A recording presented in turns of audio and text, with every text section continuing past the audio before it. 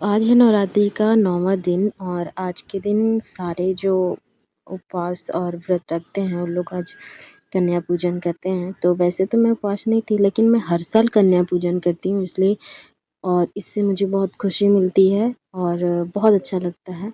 फिर मैंने जैसे-तैसे कन्याओं को ढूँढ के लाया, क्योंकि इधर कन्याएँ मिलना बहुत मुश्किल है, लेकिन मेरे नसीब में 9 क्या 10 कन्याएँ थीं और मुझे बहुत खुशी हुई इस बात का।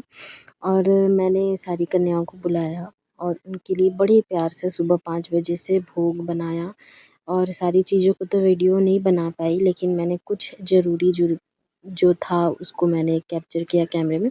और कैमरा एक जगह रखाया हुआ था, तो अच्छे से सारी चीज़ें रिकॉर्ड नहीं हुई, लेकिन कुछ-कुछ हुईं, तो आप लोग प्लीज़ ज़रूर देखिएगा इसको।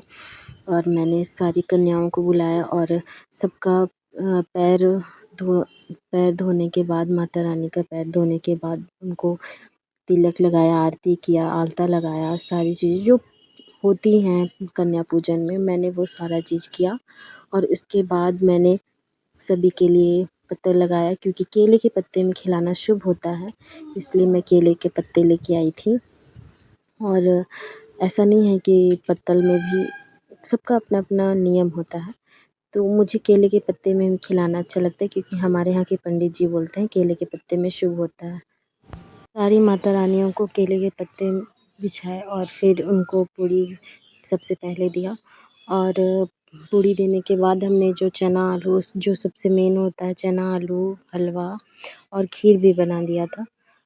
और इस बीच मैंने थोड़ा-सा भी टाइम नहीं मिला मुझे कि मैं साड़ी या कपड़ा चेंज कर पाऊँ, क्योंकि इतनी ज़्यादा यहाँ कन्याओं का शॉर्टेज होता है और कन्याएँ लूटती हैं सारी। मेरी बगल वाली आके खड़ी थी, मुझे कन्याओं को ले जाना है, इस वजह से जल्दी-जल्दी मैंने अपना काम निपटाया। सारी कन्याओं को भोग लगाया, खिलाया। इनको भोग लगाने के बाद मैंने इनको हाथ धुलाया, हाथ धुलाने के बाद फिर इनका हाथ पोंछा और इनको जो मुझे केला और जो भी मैं दे सकूँ मेरी हैसियत के अनुसार मैंने दिया। और सारी चीज़ों को देने के बाद मैंने इनका आशीर्वाद लिया और इनसे जो रस्म होती है, जैसे चावल लेना इनके हाथ से बहुत शुभ होता है, तो मैंने वो भी लिया। और सबको अच्छे से खिला लेने के बाद फिर मेरी सहेली आई थी, क्योंकि यहाँ थोड़ा कन्याएँ कम हो रही थी, तो मैंने अपनी सहेली के घर से क्योंकि उसकी भी बेटी है, तो मैंने उसको बुलाया था और उसके साथ 2 कन्या और आई थीं। और मुझे बहुत अच्छा लगा, क्योंकि मैं सोच भी नहीं पा रही थी कि मैं इतनी सारी कन्याओं को भोग लगाऊंगी और मुझे कन्याएं ही नहीं मिल रही थी। तो फिर भगवान की कृपा, कहते हैं ना, श्रद्धा अगर सच्ची हो तो सब चीज़ ठीक हो जाता है। तो वही वैसे ही श्रद्धा मेरे अंदर बहुत था, मुझे खुशी बहुत थी कि मैं कन्या खिला रही हूँ। और माता रानी मेरे घर आईं और कन्या माता रानी कम नहीं हुई, मतलब कि सारे 9 देवियाँ मेरे घर आई थीं और 9 देवियों को मैंने कन्या भोग लगाया। मुझे बहुत खुशी हुआ और बहुत माता रानी ने मेरा साथ दिया है हर सिचुएशन में।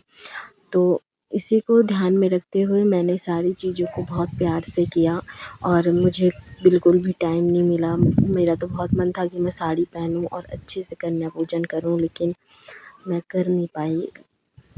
और अगली बार मैं ज़रूर इस चीज़ को कोशिश करूँगी कि मैं साड़ी पहन के और कन्या पूजन करूँ, अच्छा सा सूट पहन के।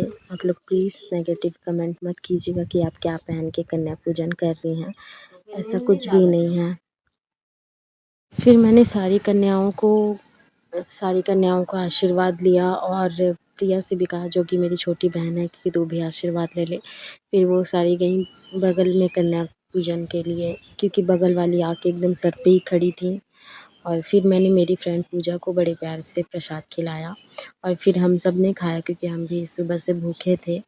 फिर हमने भी खाया प्रसाद वगैरह पूरा। मेरी बहन को भी घर निकलना था, तो उसने भी खाया। और फिर हम बगल में भी गए, क्योंकि उन्होंने बहुत प्यार से हमें बुलाया था प्रसाद खाने के लिए, तो हम बगल में भी गए थे। फिर इसके बाद मैंने मम्मी के आने के बाद मम्मी और मेरी नानी अम्मा का भी कन्या पूजन किया, क्योंकि उनका भी बड़ा मन करता होगा ये सब चीज़ों को देख के कि उनके टाइम में भी क्या क्या पता नहीं हुआ कि नहीं हुआ। तो मैंने इस चीज़ को ध्यान में रखते हुए उनका भी किया, ताकि उनके मन में कोई कुछ ना हो। इसी के साथ मिलते हैं नेक्स्ट वीडियो में। राधे राधे।